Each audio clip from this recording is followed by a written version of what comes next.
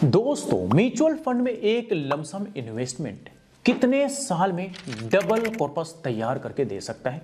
Triple कितने साल में दे सकता है? 4 टाइम कितने साल में दे सकता है?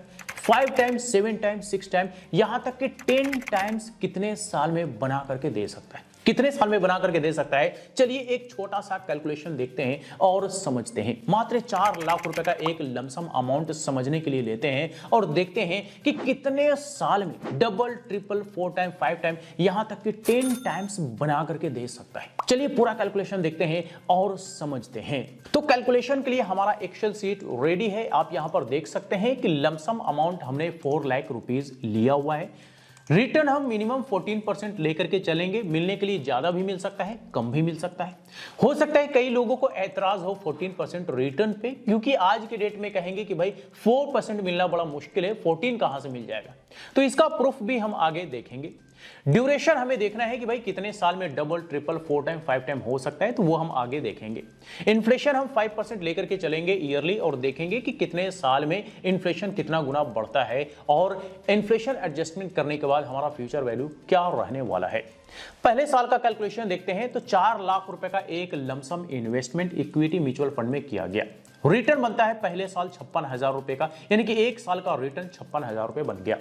टोटल फंड एक साल में तैयार हो गया 4,56,000 रुपए, यानी कि 1.1 गुना हमारे पैसे एक साल में बन गए।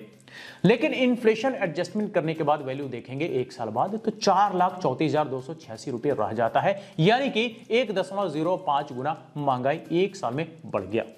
अब ये छठा साल देखते हैं। छठा साल आप देखेंगे तो जो 1 टाइम का इन्वेस्टमेंट किया गया था उस पर रिटर्न छठे साल बनता है 1,07,824 रुपए। टोटल रिटर्न 6 साल में बनता है 4,77,990 रुपए। टोटल फंड 6 साल में तैयार हो जाता है 8,77,990 रुपए, यानी कि इन्वेस्टमेंट के मुकाबले 2 गुना से भी ज्यादा हमारा 6 साल में यहां पे फंड बनता दिख रहा है। यानी कि 6 साल में हमारा पैसा जो है वो डबल बनता दिख रहा है। इन्फ्लेशन एडजस्टमेंट करने के बाद वैल्यू आप देखेंगे 6 साल बाद तो 6,55,216 रुपए रह जाता है, यानी कि इन्फ्लेशन 6 साल में बढ़ा 1.34। तो भैया जी, डबल होने में एक लंबा समय या कहिए तो 6 साल का समय लग सकता है, यानी कि हमारा इन्वेस्टमेंट अब ट्रिपल कितने साल में बना करके दे सकता है। तो चलिए अगला कैलकुलेशन देखते हैं। तो 6 साल के बाद हम 9वें साल का कैलकुलेशन देखते हैं। 9th ईयर्स का कैलकुलेशन अगर देखेंगे तो जो सेम 1 टाइम का इन्वेस्टमेंट था उस पर रिटर्न 9th ईयर्स देखने को मिलता है 1,59,745 रुपए। टोटल रिटर्न 9 साल में बनता है 9,780 रुपए। टोटल फंड 9 साल में तैयार हो जाता है 13,780 रुपए, यानी कि 3.3 गुना इन्वेस्टमेंट के मुकाबले टोटल फंड 9 साल में तैयार हो चुका। 6 साल में डबल और ट्रिपल बनने में सिर्फ 3 साल का और समय, यानी कि 9 साल में ट्रिपल। अब आइए आगे देखते हैं 11वां साल। 11वां साल आप देखेंगे तो 1 टाइम का सेम इन्वेस्टमेंट 11वां साल रिटर्न देखने को मिलता है 2,07,604 रुपए। टोटल रिटर्न 11 साल में बनता है 12,90,493 रुपए। टोटल फंड 11 साल में बनता है 16,90,493 रुपए, यानी कि 4 गुना से भी ज्यादा हमारा यहां पे इन्वेस्टमेंट के मुकाबले टोटल फंड बनता दिख रहा है। अब आइए 13वां साल देखते हैं। ये और भी इंटरेस्टिंग है इससे आगे का कैलकुलेशन। 13वां साल 1 टाइम का सेम इन्वेस्टमेंट रिटर्न बनता है 13वां साल 2,69,803 रुपए। टोटल रिटर्न 13 साल में बनता है 17,96,965 रुपए। टोटल फंड 13 साल में तैयार हो जाता है 21,96,965 रुपए, यानी कि 5.5 गुना इन्वेस्टमेंट के मुकाबले 13 साल में कॉर्पस तैयार हो चुका है। 5.5 गुना, यानी कि 4 गुना 11 साल में और जस्ट 2 और साल के लिए इन्वेस्टमेंट बढ़ा दिया गया, यानी कि 13वां साल तक के लिए रखा गया तो 5.5 गुना हमारा टोटल इन्वेस्टमेंट का रिटर्न बन जाता है। 5.5 गुना बहुत होता है। अब आइए 14वां साल देखिए। 14वां साल आप देखेंगे तो 6 गुना से भी ज्यादा हमारा टोटल फंड बन जाता है। 15वां साल देखेंगे तो 7 गुना से भी ज्यादा हमारा टोटल कॉर्पस बन जाता है। 16वां साल देखेंगे तो 8 गुना से भी ज्यादा हमारा पैसे बन जाते हैं। 17वां साल देखेंगे तो 9 गुना से भी ज्यादा हमारा टोटल पैसे बन जाते हैं। 18वां साल देखेंगे तो 10.5 गुना से भी ज्यादा बनता दिख रहा है। 19वां साल देखेंगे तो 12 गुना से भी ज्यादा बनता दिख रहा है, और 20वां साल आप देखेंगे तो 13.5 गुना से भी ज्यादा हमारा टोटल कॉर्पस इन्वेस्टमेंट के मुकाबले बनता दिख रहा है। तो जितना लंबे समय तक के लिए इन्वेस्टमेंट, उतना तेज रफ्तार से मल्टीपल्स। और यही कुछ आपको 13 साल के बाद यहां पर देखने को मिलता है कि हर साल पैसे मल्टीपल्स हो रहे हैं, हर साल हमारे पैसे जो है कई गुना बढ़ता जा रहा है। दरअसल ये है पावर ऑफ कंपाउंडिंग, जो कि रिटर्न पे रिटर्न हमें देने का काम करता है। तो हम फाइनली ये कह सकते हैं कि जो 4 लाख रुपए का एक लमसम इन्वेस्टमेंट अगर म्यूचुअल फंड में करते हैं तो डबल होने में तो 6 साल का समय लेता है, लेकिन ट्रिपल होने में मात्र 3 और साल का समय लेता है, यानी कि 9वें साल ट्रिपल हो जाता है। और 2 और साल के लिए अगर इन्वेस्टमेंट छोड़ते हैं तो 4 गुना हो जाता है, और अगर 2 और साल के लिए इन्वेस्टमेंट छोड़ते हैं तो 5.5 गुना यहां पे हमारा टोटल कॉर्पस बन जाता है।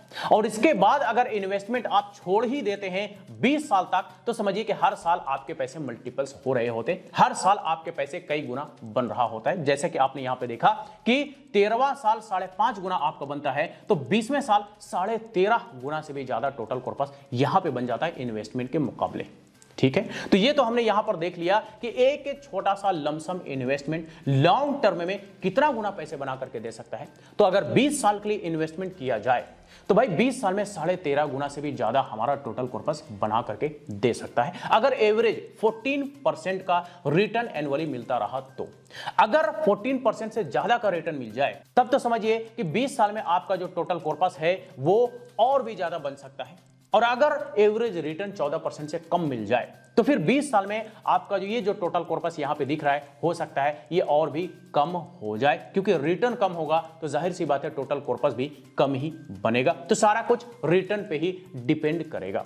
तो 14% का जो हमने यहां पे एवरेज रिटर्न लिया है, चलिए अब हम उसका प्रूफ देखते हैं, उसके बाद टैक्स वगैरह के बारे में बात करेंगे। तो 14% रिटर्न का प्रूफ देखने के लिए आप यहां पर देखिए कि सारे म्यूचुअल फंड का लिस्ट मैंने यहां पे रेडी करके रखा हुआ है। यहां पर आपको इन सारे फंड्स का कैटेगरी नेम देखने को मिल जाएगा, यहां पर इन सारे फंड्स का आपको लास्ट 5 इयर्स का रिटर्न देखने को मिल जाएगा, और यहां पर इन सारे फंड्स का आपको लास्ट 10 इयर्स का रिटर्न देखने को मिल जाएगा। तो लास्ट 10 इयर्स का रिटर्न में ही लोवेस्ट टू हाईएस्ट हम फिल्टर अप्लाई कर देते हैं, और फिर स्क्रॉल डाउन करते हैं और नीचे आते हैं तो देखिए यहां पे ये जो हाईलाइटेड सेक्शन है इस पर एक नजर डालिए। ये जो सारे फंड्स हैं, दरअसल ये कोई रिकमेंडेशन नहीं है, आप अपना इन्वेस्टमेंट अपने रिसर्च के आधार पे या फिर अपने फाइनेंशियल एडवाइजर के एडवाइस पर ही करें, बेहतर होगा। तो ये जो सारे फंड्स हैं जो हाईलाइटेड है, इसका आप लास्ट 10 इयर्स का रिटर्न देखिए। 14%, फिर आगे आ जाइए 15%, 16%, 17%, 17%, 18%, 19%, 20%, 22%। यानी कि ये लगभग 150 ऐसे फंड्स हैं जो पिछले 10 सालों से लगातार 14 से 22% के बीच एवरेज रिटर्न देने का काम किए। और इन्हीं सारे फंड्स को ध्यान में रखते हुए मैंने इस कैलकुलेशन में 14% का एवरेज एनुअली का रिटर्न लिया है। तो मिलने के लिए कम से कम 14% मिल ही सकता है, मिलने के लिए ज्यादा भी मिल सकता है, हो सकता है 16 मिल जाए, 18 मिल जाए, 20 मिल जाए, 22 मिल जाए, हो सकता है मिलने के लिए मार्केट का परफॉर्मेंस अच्छा रहा तो 25 भी मिल जाए, और अगर मार्केट बद से बदतर रहा तो फिर रिटर्न 10 मिल जाए।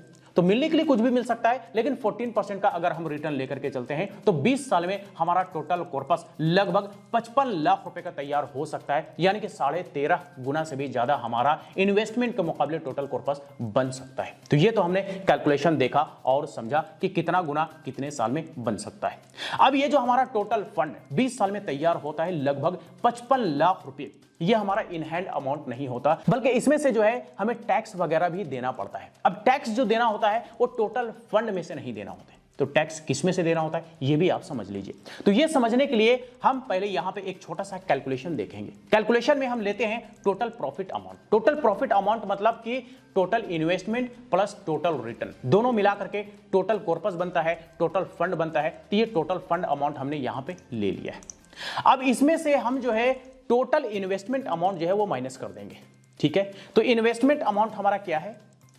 इन्वेस्टमेंट अमाउंट है हमारा 4 लाख रुपए। तो हम ये 4 लाख रुपए इन्वेस्टमेंट अमाउंट हम यहां से ले लेते हैं। ये हमने 4 लाख रुपए ले लिए।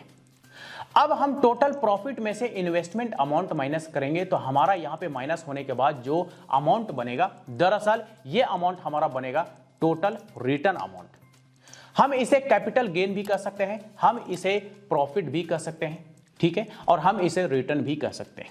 रिटर्न हो, कैपिटल गेन हो, प्रॉफिट हो, बात एक ही। तो जो हमारा टोटल रिटर्न अमाउंट बनता है उसी में से हमें टैक्स देना होता है, उसी में से टैक्स वगैरह की कटौती होती है। चाहे वो एलटीसीजी लागू हो या एसटीसीजी लागू हो, दोनों के केस में जो टोटल कैपिटल गेन होगा उसी पर हमें टैक्स देना होता है, टोटल रिटर्न पर ही हमें टैक्स देना होता है। हमारा जो इन्वेस्टमेंट अमाउंट होता है, चाहे वो लमसम का हो इक्विटी म्यूचुअल फंड में, चाहे एसआईपी का हो, चाहे स्टेप अप एसआईपी का हो, जिस तरह से भी आप इन्वेस्टमेंट करते हैं, आपका जो भी इन्वेस्टमेंट अमाउंट होगा जो आपके जेब से लगे होंगे उसमें से किसी भी तरह का कोई टैक्स, किसी भी तरह का कोई आपको कटौती नहीं देना होता है, कोई उसमें से पैसे आपके नहीं कटते। तो आपका इन्वेस्टमेंट अमाउंट तो एज इट इज रहता है, जो कैपिटल गेन होता है, जो प्रॉफिट होता है, उसी में से टैक्स वगैरह देना होता है। अब टैक्स कितना कितना लगता है समझ लीजिए।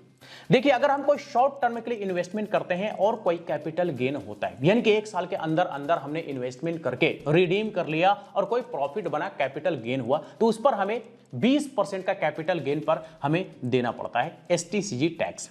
और अगर हम कोई लॉन्ग टर्म के लिए इन्वेस्टमेंट करते हैं, यानी कि एक साल से ज्यादा समय तक के लिए हम अपने इन्वेस्टमेंट को रखते हैं और फिर हम रिडीम करते हैं, अब एक साल से ज्यादा में चाहे वो 2 साल हो, 5 साल हो, 10 साल हो, 20 साल हो, 25 साल हो, जितना भी समय एक साल से ज्यादा में होगा, आपके उसके कैपिटल गेन पर 12.5% का एलटीसीजी टैक्स यानी कि long term capital gain tax देना पड़ेगा। और यहां पे जो 20 साल तक का हमने कैलकुलेशन देखा है, दरअसल ये लॉन्ग टर्म का इन्वेस्टमेंट इन कैलकुलेशन है, तो इसके प्रॉफिट पे यानी कि टोटल रिटर्न अमाउंट पे हमें 12.5% का एलटीसीजी टैक्स देना पड़ेगा।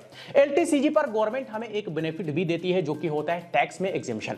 ये 1,25,000 रुपए का करंटली हमें गवर्नमेंट बेनिफिट देती है, तो इससे ऊपर का जो भी प्रॉफिट बनेगा उसी पर ही हमें टैक्स देना पड़ेगा। और ये टैक्स एग्जेम्पशन जो है, हो सकता है फ्यूचर में गवर्नमेंट बढ़ा भी दे, 2 लाख, 4 लाख, 5 लाख, कुछ भी हो सकता है, लेकिन करंटली 1,25,000 रुपए है, तो हम यही मान करके चलेंगे।